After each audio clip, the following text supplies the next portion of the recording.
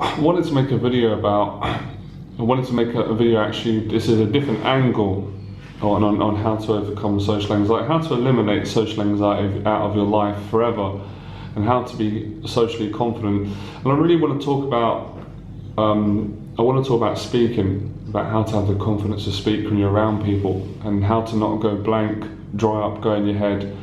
And that inner voice, because I had it for many years. And I'm going to explain 2 ways how I overcome this, and you can practice this yourself. So the first reason what really helped me is to understand where it come from. I'm personally a huge believer in Freudian psychology. I know that Freud gets a lot of criticism, and a lot of a lot of other psychology of today, modern psychology, and they've kind of, people have criticised some of his teachings or his analysis. Okay, not all of them may be true. The one about unconsciously wanting to sleep with your mum, I've never understood that. But you cannot deny, and I don't need confirmation from anyone. I've actually got real experience, and this is something that's even hard to explain. It's intuitive from a kid.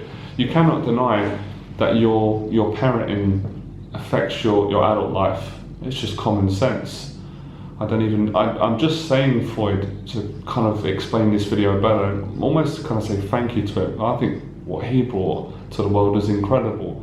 And again, no teacher is going to be right in everything. There's going to be things in my teaching that not everyone is going to agree on, and maybe some other teachers will disprove some of my teachings and evolve, and that would help me to improve as a teacher. There's a lot of what I teach is complete truth, comes from experience. So, as I said, the two things to overcome social anxiety, and really the anxiety of speaking. Because I think there's an anxiety where you're just nervous around people. I had all the anxieties, I overcome that. But I think the last hurdle for me was the talking one. And it's something that I'm still working on, believe it or not.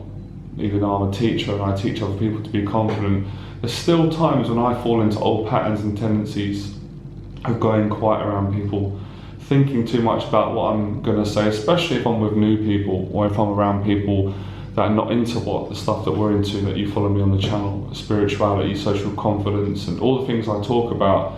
I can get caught up in my head a little bit, and I can not be present. So for me, as I said, it's identifying where it come from. And if you followed me already, you'd have heard me say this a lot. My anxieties and my issues came from my dad. My dad was really critical of everything I did when I was around him, depending on his mood. If he was in a good mood, a lot of things he'd let pass. But I was always quiet around my dad, and he would even say, "What's wrong? Why are you so quiet?" He was a person who put a lot of fear into me, and this happened in my about 11, 12, 13, growing up, around that age. When I was expressing myself being confident, he criticised me, and I can't explain to you how that feels when you're younger. If you've been through it, you would understand. Sometimes I really struggle to put my feelings into language. This probably is connected to a lot of my old anxieties that I had. I'm very emotional, so it's almost like I find it better if this makes sense. When you're friends with someone for a long time, or you're close with a family member, where you can energetically understand each other. You can just look at each other like that, and you can nod. I'm very good at doing that. So I've had to work on kind of intellectualizing and breaking down my fears, how I've overcome them. And that continues to be a challenge for me with my teaching, which is kind of why I'm much better at teaching in person, I feel. Maybe some people disagree, because I can get on and I can energetically communicate with people, if that makes sense, through my presence, through their presence, and through listening and kind of, saying what I think is relevant in the moment, what the person needs me to say to help them, or to allow them to bring up what they need to say. But sometimes doing these videos, explaining these concepts, can be challenging, but this is why I enjoy a good challenge. So the 2 ways to overcome this is to identify it, and a lot of people have criticised that and said, "Oh, don't keep going on about it, you don't have to keep going into your past and your childhood." Well, I disagree. I think everyone's got to do what they've got to do to overcome their fears. It could be different for everyone. For me, it's really helped me to go back into my childhood, because it was something I avoided for many years. I did it the other way. I did a lot of unconscious things, like going out, meeting women, having sex with women, getting into fights. Sounds negative. It was. And other positive things like public speaking, which is great. But it came to a point where I could only heal so much doing that. Even teaching other people and doing a YouTube channel, I had to go back into my past and literally go back in time, if that makes sense, on a spiritual level, and look at myself in the situations of my dad and say, yeah, that was wrong what he did, and look at how I'm reacting, and how would I have changed that, and how I'm going to change that as an adult, because these behaviours kept playing out for me in my social situations for many years. It was frustrating. So it's understanding and that the person is wrong. I had to say what my dad did was wrong. It came from a place of unconscious behaviour. It came from his pain body. The criticism was uncalled for. Sometimes is, there's a difference between, correcting a kid and giving them discipline. Like if my dad would have said to me or my mum, you've left your room in a mess, can you tidy the room, or can you wash up the plates? Completely fine. That's expected. You're living under your parents' roof, you should be respectful, wash, clean. I totally agree. Or telling you off and you've been really inappropriate.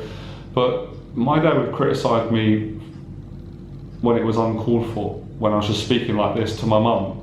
We was having a conversation and having a nice time, he'd just be very critical and call me abusive names, or just for even staring at him. So he put a lot of fear into me, put a lot of self-doubt. It created a lot of inner conflict, negative voice. Every time I was around people, every time I'm about to say something, this inner voice is saying, make sure it's right. You're checking, too much editing. And by that time, I've lost that window of space to talk to someone. The other person is overriding me with 1,000 things, and I'm getting frustrated because I can't get to say what I wanted to say. And I'm contemplating for an hour, should I have said that? Is it the right thing? So you become very cautious. You become very self-critical. Then you project that onto other people, you judge them as a defensive mechanism. So it's understanding where it come from, going back in time, and then practicing in the fear. So I had to practice putting myself in social situations. Now, even if the person or people wasn't judging me, my own insecurities, projections were making me feel that they were. So I had to face my own placebo, if that makes sense, because I was under this illusion of fear. This kind of, it felt, I'll tell you how it felt, every time I was around my dad and around people, it felt like I was at high altitude. I couldn't breathe, and that's anxiety when you can't breathe, and my thoughts would be rushing, and when I'd see someone and they'd be in front of me looking at me, I'd go into shock. I couldn't speak out what I wanted to say, so I had to keep practicing. Eventually get one word out until I could do what I'm doing now, could flow and be present and speak my mind and just get better at doing it, and then also be able to receive what the person's saying, communicate and build a connection. And this is the essence of social anxiety disorder. It's the fear of being judged by people, and it's the fear of worrying about what to say, over-analysing. And I've watched a few videos by other people that have done videos on social anxiety, which have been pretty good, in all fairness, because I've always felt that a lot of stuff on, sorry, that's bad manners, I'm picking my nose on camera, I'm getting so comfortable now. I found a lot of stuff on social anxiety on the internet, just really lacking truth. Just talking about the symptoms, not really giving a solution. But I'm starting to, maybe God's heard me or other people have heard me, I'm starting to see videos where people are actually giving some concrete advice, which is good. And I can tell that it's come from their own experience of having anxiety and overcoming it or working through it. So you have to practice. You have to get to a level where you basically have to get to a level where you're okay with people judging you, or you're more accepting of it. Your confidence outweighs the judgment. Does that make sense? Because I think, I've said this before, sorry, and someone else said this, we all have social anxiety, all of us do. No one is free of it to that extent. Does that make sense? I've overcome social anxiety, I've made a full recovery, but to some extent, but there's a difference between having a healthy amount and being diagnosed as someone who's got social phobia, which is terrified of people and can't speak around people. So for me, where I was and where I am now, I'd just be considered now a normal person in society. Like when I say I'm really confident, maybe to people that used to know me, because I've changed, but realistically, this is how a normal person should be. When I think about it, it's not extraordinary to be able to have a conversation with someone, not be anxious and not feel terrified that they're judging you. But it's very normal to kind of be conscious or a bit more cautious that people are judging you. And it's true what Tolly said, it's not them, it's the egoic mind. And we all do it. When we meet one another, we form impressions of one another. You've been doing it now watching this video. Guaranteed, when the video first came on, you would have had a judgment. You might have had a judgment towards my appearance, or what you thought about me, or picturing me in all kinds of scenarios. I know how the egoic mind is. Some of you had a good judgment.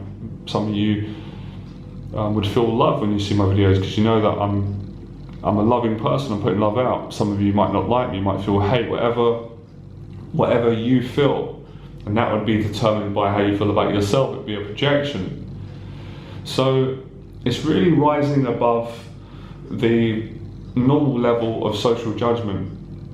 And we have to be honest, and I've got to be honest. We all judge one another. I've done it myself, and I still do it. And I teach this. And I'm a teacher of love. But I can't lie to myself, and I can't lie to my students, I can't lie to people, but I'm getting better at it. And I know that every time I judge people, it's because I'm judging myself. It's that relationship. But I find I'm a lot less judgmental of people now and a lot more compassionate, because I'm a lot less judgmental of myself. And that's been from, like I said, recognising where my anxiety originally came from. The root cause of the problem was with my dad. And then it was also from some experiences growing up in school, bullying, my own bullying that I did to other people as well. So it's kind of like that two-way relationship. And now that's why, as I said, I'm so much more less judgmental of other people, because I'm less judgmental of myself. So it's really simple what I'm talking about.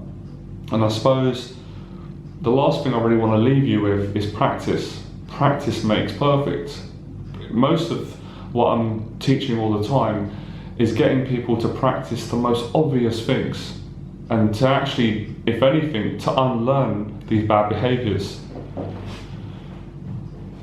So everything I'm saying is connected, and I did this through practice. And I think the great thing about practice is you get proof that it wasn't true about how someone made you feel. I needed 10 years of proof to disprove what my dad said to me. It wasn't even the words that he said, because he called me some vicious names. I'm sorry to swear, he called me a cunt, he called me stupid, he called me a mummy's boy, he called me an idiot. It wasn't necessarily the words, because the word cunt, sorry, it's a bad word, I know, it's just the word an idiot.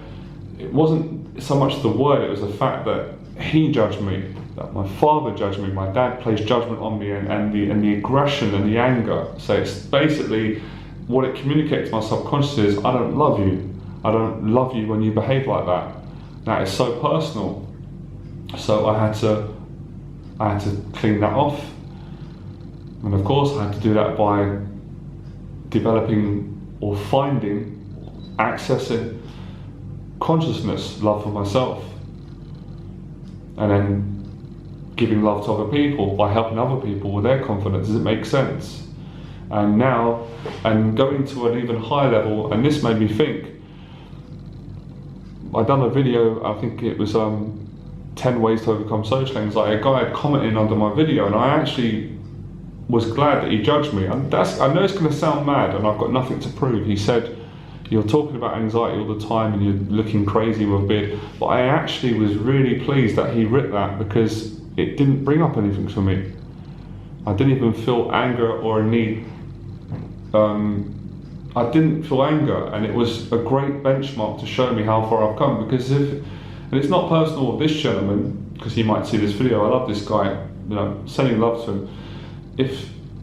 When people criticised me a couple of years ago, I would just get in such a bad, I was so insecure, I'd get so angry and want to tolerate. Now, I've just gone beyond that level. And I hope that this video can help you to do the same. I hope I've made sense in this video. So I'm basically saying, to overcome social anxiety, severe social anxiety or generalized anxiety, you have to first trace and understand who caused this. Was it your dad? Was it your mum, sister? Was it a bully at school? Was it a number of events? If you can get as clear as you can, then you can understand that it's not true what they said. It doesn't have to be true, as Les Brown said. Someone's opinion of you doesn't have to be true about you. That's their opinion. You practice disproving it until you get enough positive reference experience, which is enough self-esteem and love, and then you've overcome it. So when people criticise you, it's not true, it doesn't bother you. And even if it is true, if people criticise me and it's true, I'll take it as constructive criticism and I will use that to improve myself. And if they say stuff that isn't true, it doesn't bother me, it's water off a duck's back. What bothers me more is my own opinion of myself. That's really what bothers me, and that's what should bother you. That's empowering. So, like I said, we all have a general social anxiety about when we meet new people, forming new relationships, or even sometimes what our own friends and family think about us. I used to worry about that a lot, and I know that's human, and this is all egoic. But if we can rise above it and become more conscious and practice out of these feelings, you're in a very good position, and that's why I'm in a good position with self-esteem. But I had to put in a lot of practice, so that's really the lesson I wanted to share today, is to understand who caused your anxiety, your pain, and then to work on it. And as I said before, this is, because I just had some voices coming up for me then, this is not being a victim.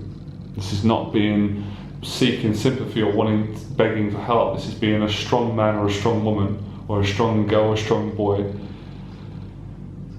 and taking responsibility and overcoming it. It's a great feeling when you've overcome it. And a lot of people would say, how do you know when you've overcome it? Because you just feel it. And I find that's hard to explain sometimes. I can't give you like material proof, but it's a feeling. Nothing comes up when you talk about it, and your confidence, your performance, that's the proof. How you perform in social situations as opposed to how you used to perform. So I hope that's helped you. I just really wanted to shed some light on how to go beyond social judgment. And I suppose the last thing I'm going to say, it's about loving yourself and loving people and forgiving people that criticise you, and understanding that their level of intelligence at that particular time was not at its best. And the way to overcome what they did is to improve your own intelligence, and not to carry out what you didn't like, what was done to you. I think Jesus said it, treat people the way you want to be treated and so forth. I hope that helps. See you soon.